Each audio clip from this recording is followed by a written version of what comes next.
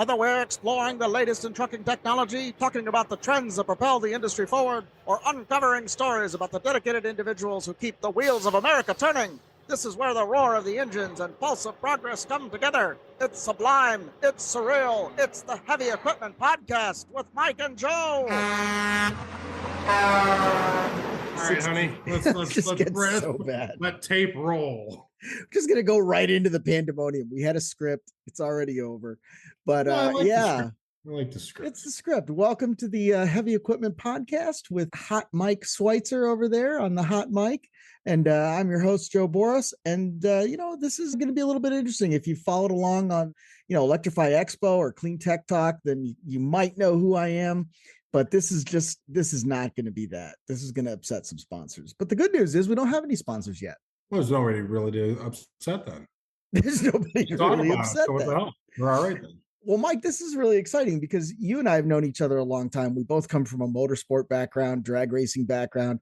You've been in this world of fleet management, buying and selling and trading and flipping heavy equipment stuff. So this is like kind of something that you're into and about, but this is your first podcast, right? Well, yeah. I mean, yeah, this is our first podcast. Like I've never joined in on one. I've been parts of panels and stuff like that and things like that, but I've never been on a podcast before. So this is it's kind of like a panel. It's just edited. It's like a panel, but you can insult someone's mother and maybe that'll get cut out. Maybe it won't. It's just more controlled. So when I freak out and all the voices come out at one time, you just start to come out. You start speaking in tongues and shit. We're going to have to call the clergy in to decompense you. We're just going to jump into this because this is actually one of the hottest topics going. Everybody that I talk to is talking about hydrogen. Oh, yeah. And Nikola was like... trucks everybody's excited for this because compressed natural gas was laughed at. People like UPS took it on. They said, this works in a controlled setting, and they deployed it, and it works. Right. Hydrogen's going to do the same thing. The thing that everybody's worried about is how you're going to get hydrogen from point A to point B to then put it in something. Well, and that's what's interesting about Nikola, right? Because Nikola, when they came out in like 2019, 2020, it was kind of a scam company. And what I mean by that is like the original CEO, he did a bunch of drawings. He rolled a truck down a hill and said that it was up and running and it was all BS. It was all phony. That guy's long gone. The SEC kicked him, chased him back into whatever federal swamp prison they're going to throw Trump into next week. And, he's gone. That guy's forever. Bye-bye. But the company that came up out of the ruins of that is actually a real company, and they're delivering trucks. They're not delivering enough trucks, but they got 50 or 60 of these things on the road and they're actually working. But the thing that really sets them apart is Nikola is one of the only companies that said that understands that, and that they said, we're going to build our own hydrogen infrastructure. We're going to build our own fueling stations so that when you buy these trucks, we're going to put a fueling station nearby your operation, near your depot or, halfway between your shipping stations so that their trucks could have that infrastructure. And it doesn't look good over there. They raised like $150 million. Apparently that's nowhere near enough. They had their guy who's a fellow Chicagoan, by the way.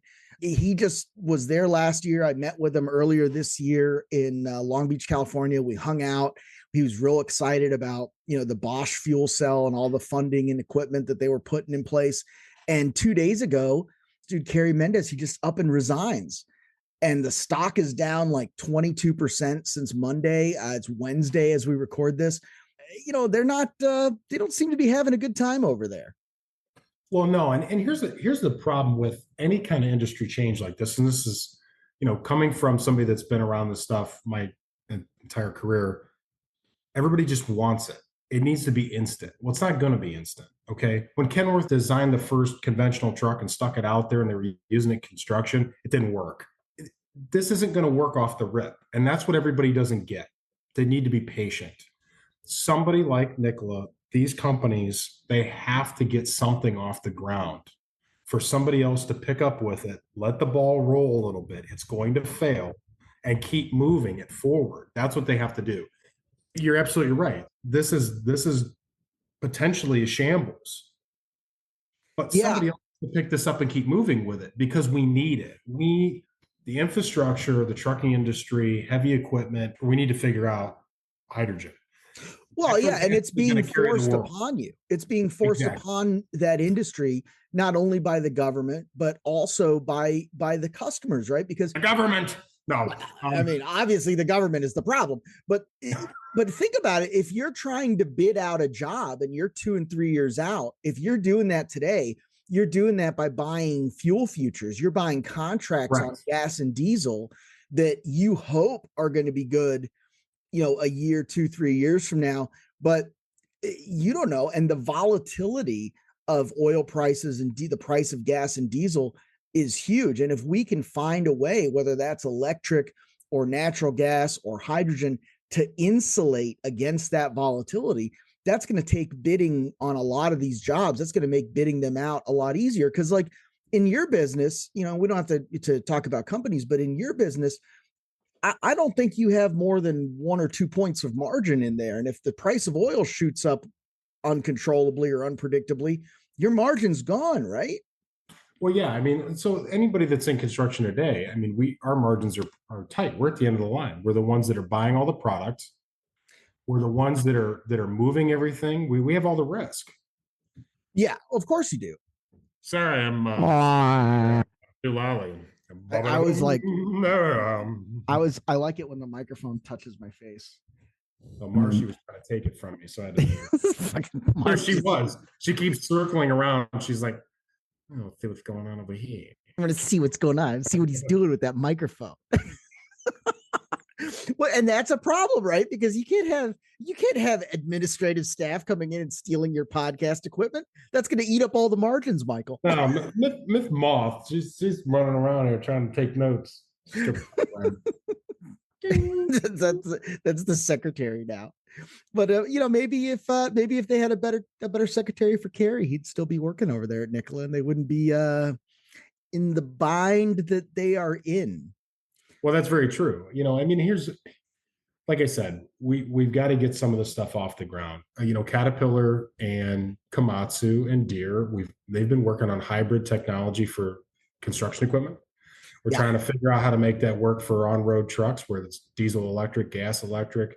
The idea of that you need a smaller engine because now you're just turning a generator and that's going to keep moving. There's still a gap, and you're still going to need hydrogen. You're still going to need compressed natural gas. You need all these things to work together. It's just how it's got to be. You have to have it.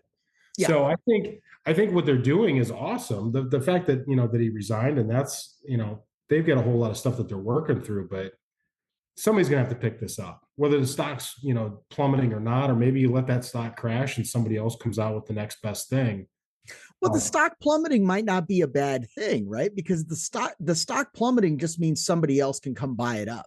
Well, exactly. When you're looking at $1 billion valuation or 80 million, whatever it is, on something like this, you get in there and you get a company like Bosch, you get a company like Volvo, or like you said, International or Komatsu or somebody come in and buy this company up and buy up its assets and buy up that infrastructure that it's been building.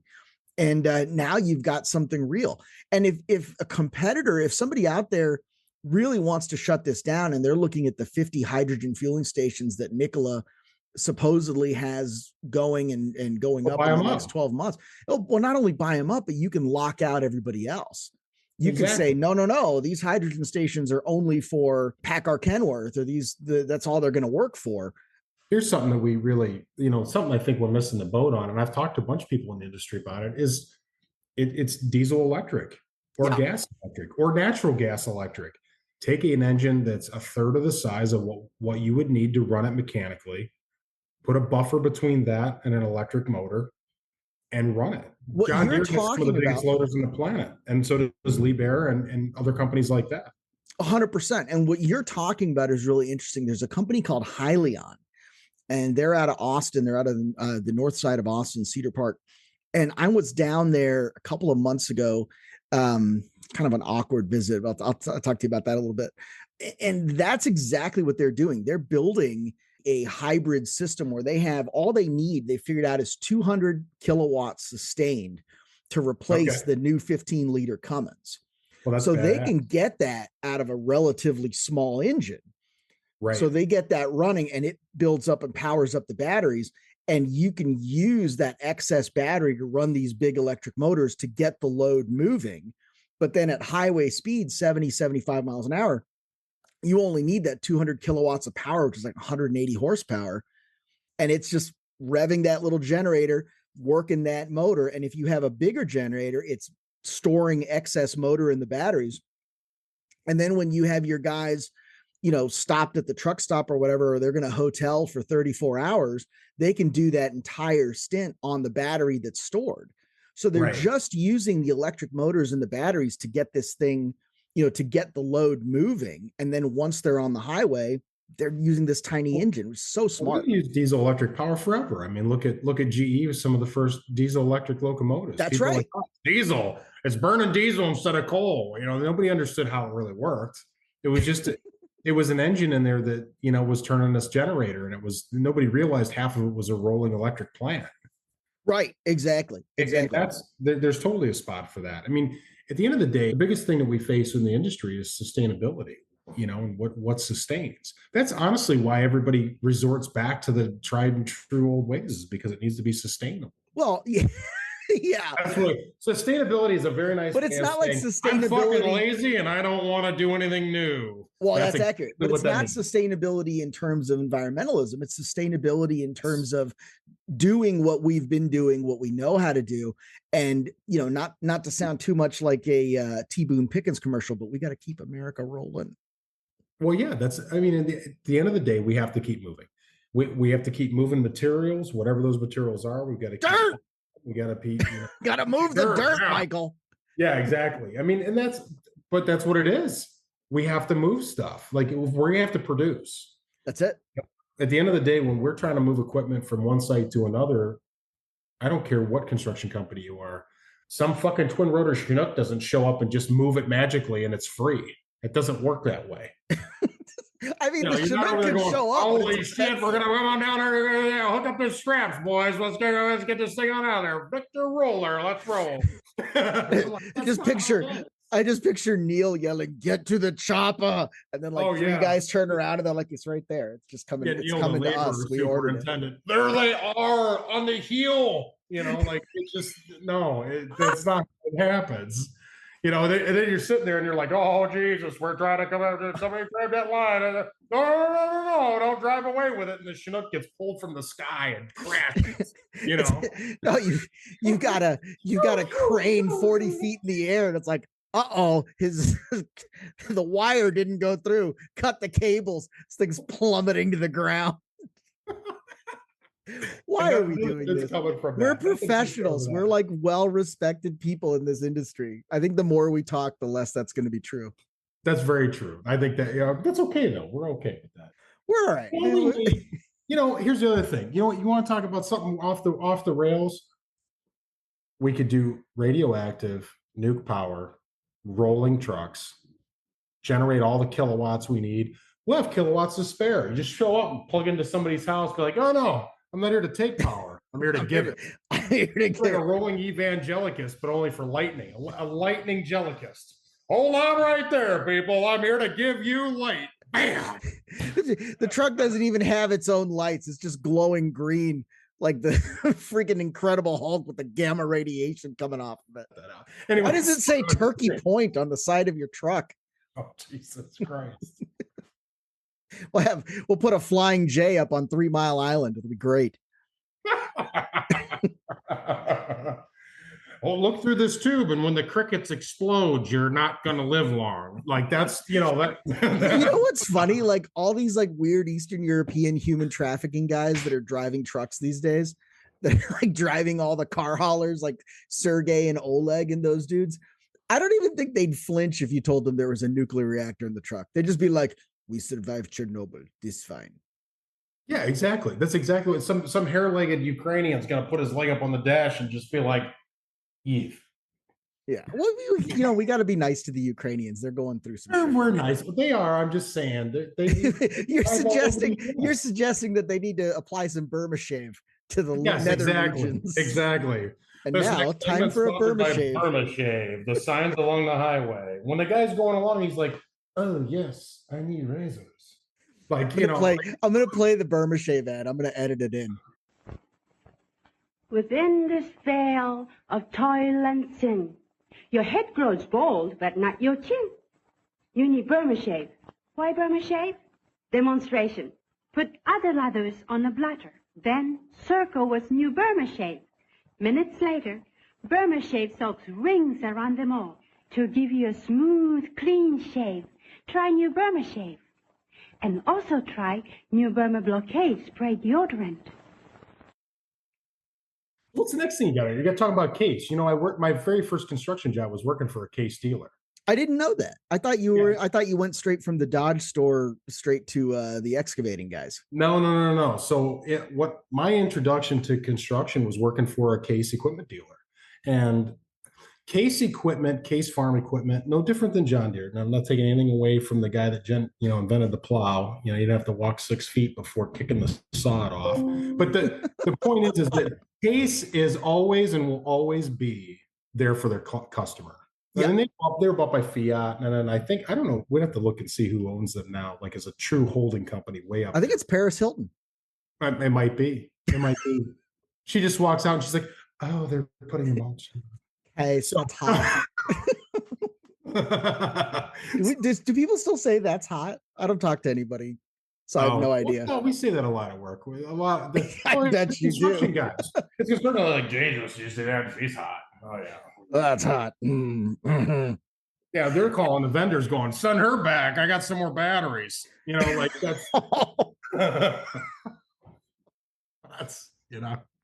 that's highly professional. Yeah. It's funny, with all this natural disaster stuff, we just had a hurricane in California for the first time in the last 12,500 years. So everybody's freaking out, and not for nothing. It's like 106 degrees here in Chicago. Which I know. I do not care for. I have reached new levels. My underpants are now a federally protected wetland. I was going to say, that heat where your underwear sweats and then it crawls up there like that. That's what you're looking at. I mean, it's just disgusting. I'm not even wearing underpants and they're riding. I don't see the rest of you. I can only imagine there's a button-up shirt and then it's just dripping sweat. It's not even buttoned. Look at this. I just have something on for decency. For like, in case we ever decide to make this a video podcast, they don't want to see all this. No, you want to look like you're sitting outside the booth staring away from the window with the snow in the background. That's what you want to look like. That's where you're looking at. Wait. We gotta Margaret, get me a shirt. They don't need to see this. It's back to the hair-legged Ukrainians. No, we're professionals. Case. So, in response to all of these natural disasters, you're stuck under a mudslide or whatever. Case Construction is actually encouraging its dealers to train more people. It's a veteran-led group called Team Rubicon to train people to use the equipment. And they're encouraging their dealers to volunteer their equipment in these natural disaster relief efforts. So it's an amazing idea. It's an amazing idea because they've got the equipment, they're ready to go. And honestly, and this is something we talked about before the show. Could you imagine you're sitting there and you're half of your house is buried under a mudslide. You got kids and dogs in there, and the local Case dealer comes and digs you out. I mean, you think you're ever going to go down to the competitor down the road? You're going to go buy a deer or a Cub Cadet or something? There's no way. Absolutely not. This is okay. What I said earlier about Case is absolutely true. They're looking at this, I don't doubt 100%, as we need to help people. But back in the cubicle, way in the back in the advertising side, there's some guy rubbing his hands together going, well, they finally got it. We've been trying to tell them for years. Yes. All right. We're going to sell 1 million tractors. So like this, you're absolutely right. They are all about it. And the fact that they're doing this is amazing. And I tell you what, it makes me proud actually for working for a Case dealer. Everything, when they would send us all kinds of stuff, they'd send us to school. We would meet with the reps. It was all about who's using it. What do they need? What do we need to provide? Because that right there is huge. And you're absolutely right. John Deere, Caterpillar, they better get on board because Case is going to be selling all kinds of stuff when they get done moving these mud. They're providing aid. We need to do it in other parts of the world too. And I think we miss out on the boat a lot, where you have a lot of companies that have resources to be able to help. And more companies jumped in and did this, we could get a lot more done. I mean, we need a lot of help in a lot of ways in this country, and not just in the North America, South America. A lot, there's parts of the world that you haven't seen anything outside of fucking steel wheels and rubber road for 2 centuries. And I'm being serious. No, you're absolutely right. You're absolutely right. And a lot of times when you do see any kind of machinery in these disaster release efforts, it's unfortunately it's all spray painted olive green or desert camo because it's the Army Corps of Engineers or the National Guard or the Federal Reserve are out 100%. There doing disaster relief. And it's not that sense of corporate citizenship, of responsibility for the community within the companies is not really there at the corporate level. And honestly, that's why I like this about the dealerships, because I think if you look at some of the companies that are most engaged with the community, that are sponsoring the little leagues, that are putting money into the AA programs, that are, funding the Memorial Day parade that the kids come out to and march in, it's the local dealers, and they don't get the credit that they deserve, I think, in a lot of cases.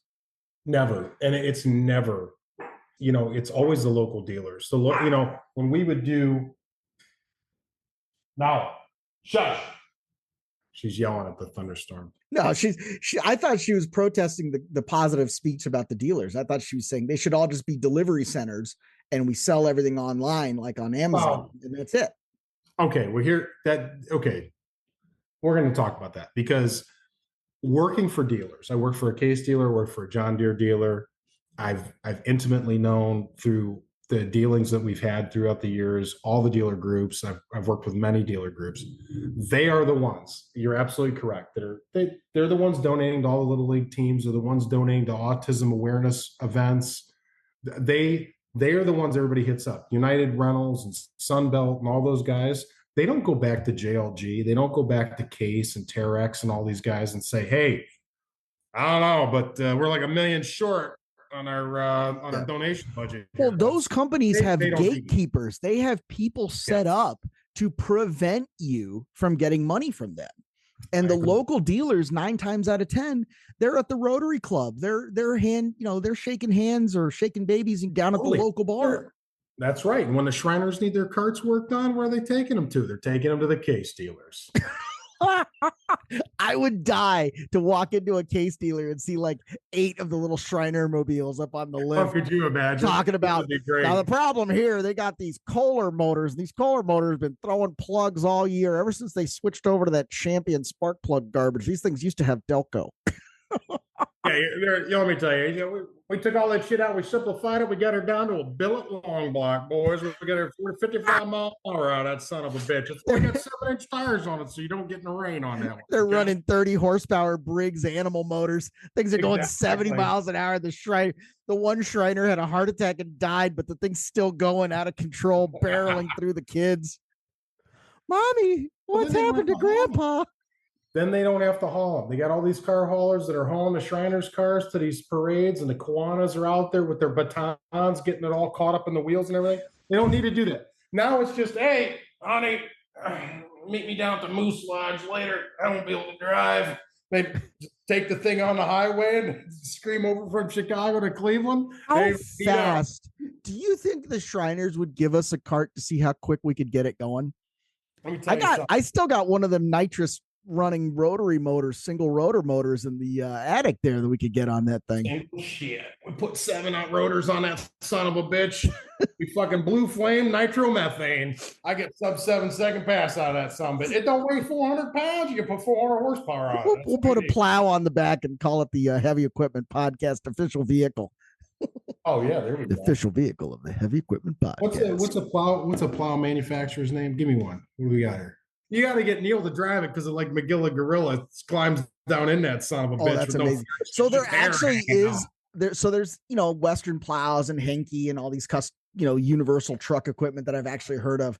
There's one called Boss Snow Plow, and I just Googled it. I've never heard of them before. It's Boss Plow, and it's a big red plow that says Boss on it. Oh, it has like a box. Like no Boss, like in front of that truck. No, like Tony Danza. Who's the boss?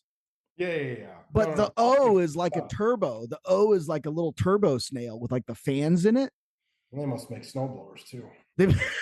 Taking Aries right out of business. They might make snowblowers. That's amazing. This is how behind the scenes industry meetings go. They're like, "Did you see this boss snowplow? I think we That's need to it. get some of those for the fleet." And they're like, "Oh, the one with the turbo on it? Yeah, well, they must make a goddamn snowblower too. Get out there and get me one of them boss snowblowers. That's I it. need You get five one of them for my cousins." Like that. But That's how it works. it's funny that you say that because I was talking with someone the other day about a bike show. So I'm part of the National Bicycle Dealer Association because I write about. Of course you are. Of course I am, because I have nothing better to do because my other podcast, my other show is all about electric vehicles and e-bikes, right? So I'm in this thing, in this retailer group, and we're talking about this, and they said there's two things that really get bicycle dealers excited at these trade shows. And number one is new products. Everybody loves new products. Number two is the swag. If you have a good giveaway swag, if you have like a hot product to give to somebody, like you're going to get them as a dealership. And one guy was giving away like chain lube. And I was like, why are you giving? Yeah. And it was like, why are you giving me this lube? And he looks at me and he goes, because nobody else is giving you chain lube. And I was like, oh, that's so good. Like, I'm going to keep this. Right. But don't put that on your asshole. It'll burn till next Wednesday. Great. So I got 3 more days of this. Good to know. It's good to know. Where was that information last Thursday? But at the bottom of the can, when you look at it before you snort it, it says, "Do not put on asshole." You can spray it in a 2-liter bottle and huff that shit all day long and drive your Shriner's car right to the next Kiwanis gig in Falls City.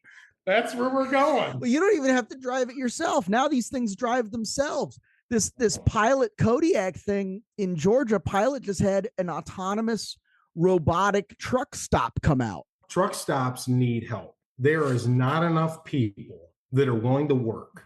Okay. And so think about this. And I'm being well, that's true of any industry. There's not enough people willing to work. Well, let's just say 100%. That blanket. This is blanket. So this is firsthand experience. Okay. You're trying to move a piece of equipment. You've been on the road all day. You finally get a place where you can get this oversized load off the road. You get into this truck stop, you park, maybe you got fuel, maybe you didn't. And you go into the truck stop. And what is the first thing most people beeline for? The bathroom. Yeah. Okay. And what happens when they don't have enough staff? It's not clean. So then you're standing in there and you're literally looking at this place going, oh man, I don't know, but I got to go. Okay. Right. And it's bad. And this is, I'm being 100% professional. It's bad. There's been truck stops I've pulled into and you're like, wow, I can't believe I went in there. Second, if you have autonomous and you have aid, well, you can put that to work and people can clean the bathrooms, make them sterile, get, right down to packing fresh food out front and turning it over so that, oh, we didn't sell this, it gets thrown away. This is huge because these guys live on the road.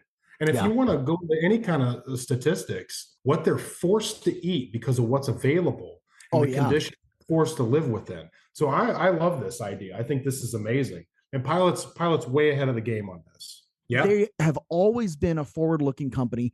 They're partnering with Kodiak Robotics to build this, and their idea is really clever, right? Like robots are really good at going on highways. Where they're bad is in cities and in areas where unexpected stuff jumps out at you, right? Where it's less controlled than the highway.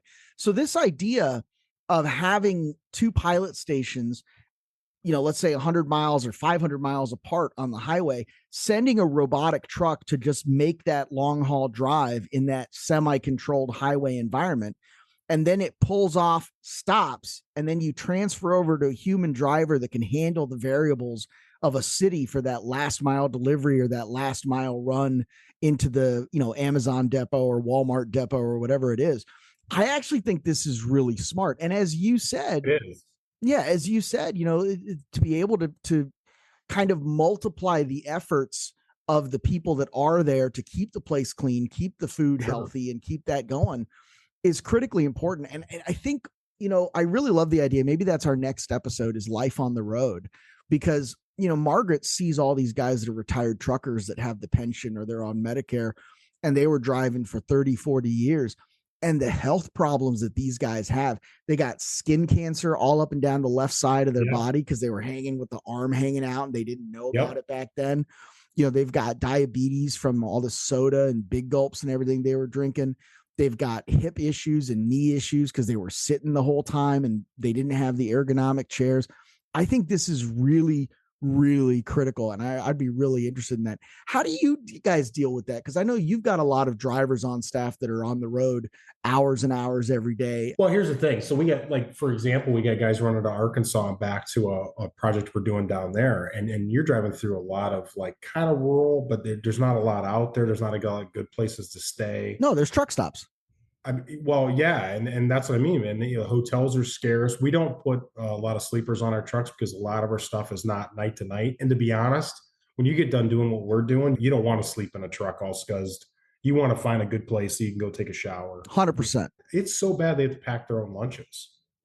Wow. Because when you get off the road with something that's as large as what they're dealing with, you can't just park that at a Chick-fil-A and run in. And can you imagine? You know, like 100-foot, Siemens wind turbine blade. It's like, yeah, I'd like to have a spicy chicken sandwich, waffle fries, and you guys got Dr. Pepper? Oh yeah, could you imagine? Well, okay, let's look at it. Yeah, the guy come wheeling in. They got the dual lane, and then the guys get the fuck out of the way. I need both of these. Lady, come over, take my order. Like you can't do that. Like, but that's what I'm saying. It's hard to find places to stop. TA was forward thinking years ago with trying to get hotels and stuff integrated into some of the major truck centers and stuff like that. Yeah, some of that's still around, but I mean, like you said, a lot of our guys they pack their own lunches, they bring all their own food, they have to make sure they have a lot of their own supplies because it's not like the glory days. When my dad drove, I'm talking back in the 70s, that was where you'd go into a place and our drivers, and I talk about this all the time, the drivers only lounge and they're sitting in there and, and Mavis is making coffee and she knows the guys that are regular all the time. And the food was good. The facilities were taken care of. Everything was cleaner. Sex was dirty, but so they keep the, it's just love is just a stall away. Oh yeah. We can get into that. Yeah. Out at the Flying J where love is one stall away. We can. This is the golden age of the lot lizards. Well, yeah, but anyways, my point being is that was a different era. That's when I think we've gotten into this situation. This is a whole social economic thing we can get into, but at some point. But when you can't get people to come to work, so you got guys that are like trying to figure out what to do. The automation part of being able to get the truck to travel the main distance is awesome. But I just saw today, and that's what made me bring up the automation cleaning of things where they're working on a whole thing where you go into the bathroom with the shower stall, the robot cleans the whole thing, it sprays it down, it's got an arm, it wipes everything down right down to the glass, it backs itself back out, that thing's ready to go. That's what I'm getting at. Our guys fight that every like there's times in my past history too, like we would get done working on something, we would go to a hotel, tell them we needed a room, we would use that room to clean up, shower, just totally get ourselves cleaned up and then drive home because there wasn't a good place to go to do that. And, Pilot loves, Petro had their stuff forever, they, way back before the anti-idling thing came about and they had the duct work that, put cool air into the cabs and all that. These are the places that we're trying to figure it out. That's the other thing. People talk about the glory days of trucking. Here's what they're missing. It's the quantity of trucks. Yes. We have more trucks on the road today. We still have a driver shortage. We're still going to be short for the next 10 years at an exponential scale every year going forward. We got companies like Yellow Freight. They're locking the doors. They can't make that work. Now they got people bidding to buy their companies. It's horrible. The trucking industry. Well, and it gets worse and worse, right? Like, you want to talk about socioeconomic stuff. You had guys that were, driving truck in the 80s that were making 60, 70 grand a year back then. Correct. And now some of these jobs are paying, it sounds good, 100, 110 to go drive truck and be away from your family and all that. But if you do the math, they're paying like a third of what these guys were making in terms of being able to, provide quality of life for the family.